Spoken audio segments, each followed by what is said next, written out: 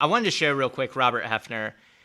So he just made this comment about the vaccine not knowing the long-term effects. This is a very easy argument to make. Fear of the unknown. We don't know what's going to happen. I mean, obviously, you could walk outside and get hit by a bus tomorrow. You never know. But what we do know is we do know the effects of COVID-19. And for certain groups, I guess Robert had it at some point. He survived still. And, many people have died, have gotten extremely sick. I mean, in Oklahoma alone, we've had 26,000 people in the hospital or hospitalized for COVID. And again, you don't go to the hospital for fear. You go to the hospital because you got extraordinarily ill. So, I mean, Robert's just using the simplest, dumbest logic and just fear of the unknown, it's just basic fear of the unknown. And of course, the way vaccines work is the overwhelming majority of impacts of vaccines are allergic reactions and shit that you're going to find out in 15 minutes, whether or not you should have taken this vaccine or not. It's not something you're going to find out in 2 to 5 years that, oh my God, something terrible is going to happen. That's not how it works. I mean, it's just this technology's been well researched, well studied, repeatedly, worked on. So there's not some great unknown about the efficacy or how vaccines operate. So anyway, let's watch more of Robert's insane comments. And here you are pushing something so hard when the recovery rates are so high. Our problem with this whole issue with COVID is because we don't have standard health protocols for when you get sick on how to treat it. Why don't you spend a little more time on that kind of treatment rather than forcing some experimental drug on society, our community, where we don't know the long-term effects. We've already seen the breakthroughs with the existing ones. We've already seen a Pfizer board member say, whoa, slow this train down. I mean, just the idea that after 600,000 Americans have died from it, that we're somehow just sitting on a secret treatment. And I will say, these sorts of conspiracies are quite common. I mean, I know a doctor who thinks that China had a vaccine that they've just been sitting on this entire time, which of course is insane because if you were sitting on a cure for COVID or sitting on a vaccine that worked and you had it, one, you can't just administer a vaccine to 1 billion people in China and word not get out. That's not how anything secretive works. And then two, you think if somebody didn't have a cure that cured COVID and was a surefire thing, that they wouldn't be giving it to everybody and their brother in the middle of a COVID pandemic? I mean, it's the same stupid logic of I don't trust Big Pharma because they're going to make money on this vaccine. But then but you trust that someone's got a cure that they're not marketing because they're not going to make a bunch of money when hospitals are overflowing with COVID patients? What? I mean, your own internal logic doesn't make any sense. Anyway, this guy's a moron. We see Moderna executives, as soon as their stock vests, they're selling it. They're all taking advantage of people like you forcing this on our country and in our state, and they're making as much money as they possibly can while you do this. Yeah, right. Hefner trusted their doctor's prescription by ivermectin. That is not what you should be doing as our council member. I can be responsible for my own health. And I love that argument too. I can be responsible for myself. I only have a lake, a highway, multiple streets, and some other shit named after me. I can take care of myself. Well, no joke, buddy. Of course you can take care of yourself. You're a fucking millionaire, maybe, still. Who knows?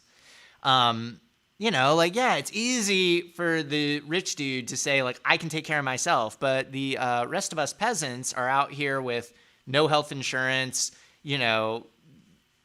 lacking access to anywhere near the resources that these people have.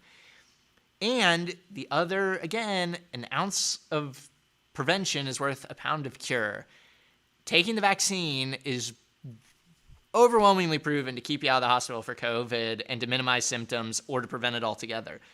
why would you not take a shot that, you know, most people don't have any real effect on, but even if you have minor symptoms from, why would you not want to take that to prevent a far more serious infection later?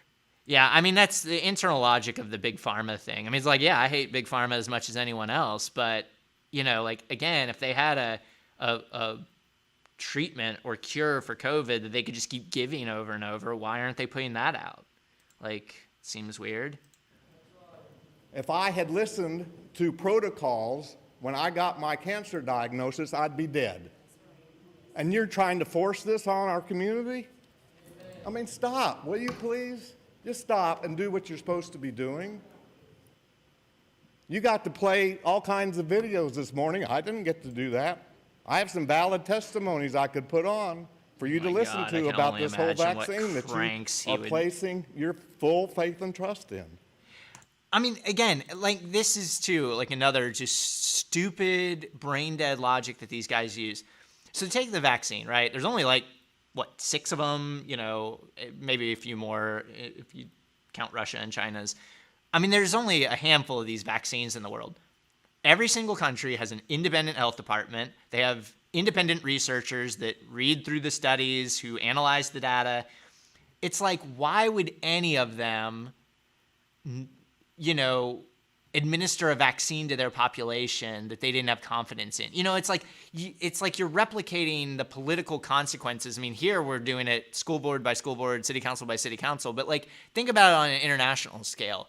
Like, if you were the prime minister or president or, you know, legislature of a foreign country and you had an option to sign up for, you know, 10 million Pfizer vaccines, I mean, what would the political fallout for you be in your locality if the Pfizer vaccine was like this myth or this thing that somebody was pushing on you? So it's like, there's all these independent ways that this gets verified and gets, like, kind of like rechecked, versus, like, some insane doctor who, you know, will tell you to take, you know, 40 pounds of supplements a month or whatever, that none of which are FDA approved or have any science behind them. But he'll tell you, whoa, slow your roll on the vaccine. I mean, it's like, I'm going to trust the health departments of, like, dozens of other countries that also looked at the data and said, yeah, this is probably fine.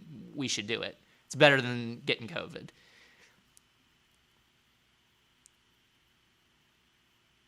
Yeah, no, I mean, he definitely lied. Claimed the clerk's office told him he couldn't. That's just not true. Yeah, I mean, yeah, Robert Hefner, in addition to being obviously a conspiracy-driven nutcase, also is just a liar. I mean, just does it casually, you know?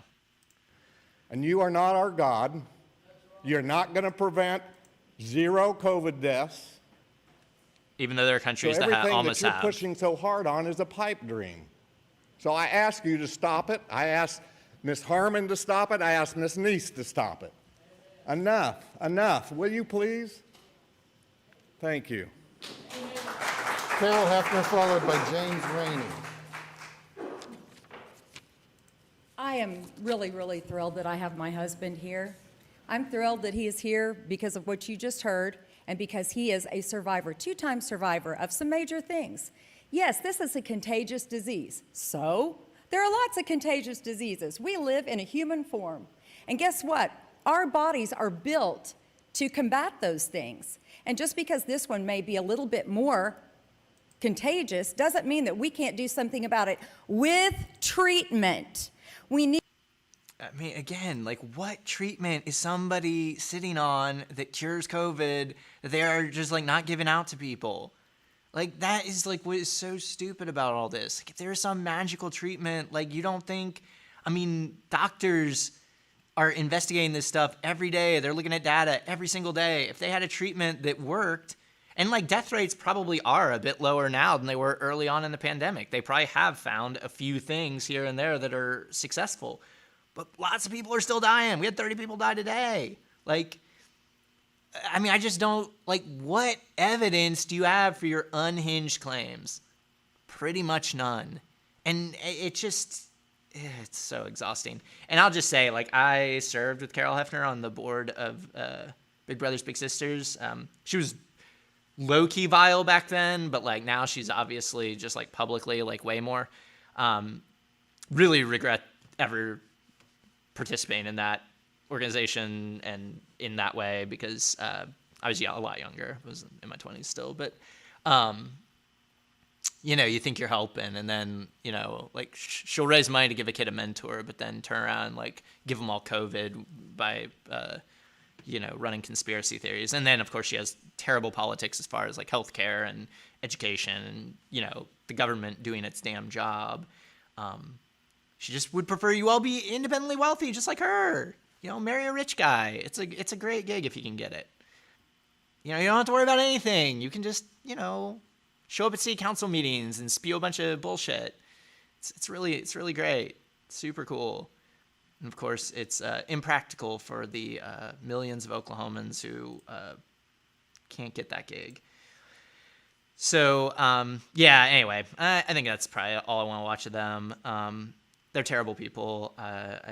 You know, fundraise off of them if you really want, but I think you're part of the problem, because these people are using this stuff to conscience wash. Like, they're just incredibly idiotic and selfish. Like, that's what it comes down to. They don't actually care about other people. They don't actually want to fix any problems. They just want to like feel better about being horrifying assholes. And, you know, more nonprofits should stop giving them that opportunity, because they don't deserve it and they're not helping anyone.